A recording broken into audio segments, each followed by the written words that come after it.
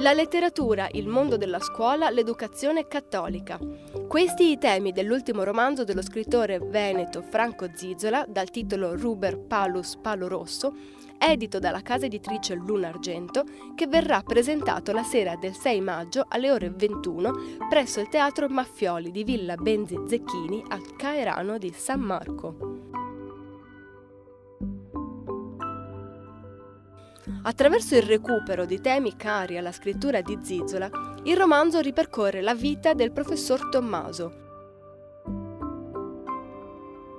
vissuta tra Pedulca e Malavalle, trasposizioni immaginarie delle zone intorno a Montebelluna e Milano, luoghi della formazione universitaria.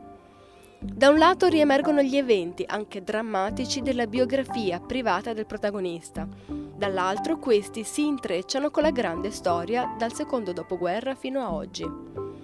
Uno sguardo crudo ma pieno d'amore sul Veneto, in quella fase che nel tramonto della civiltà contadina lascia spazio agli stranianti anni del boom economico.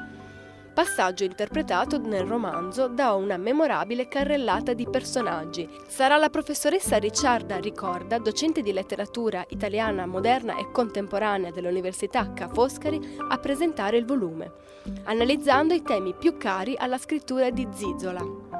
Seguirà un'intervista con l'autore e la lettura scenica di alcuni stralci del romanzo, interpretati dai grandi attori veneti Sandro Buzzatti e Luca Zanetti.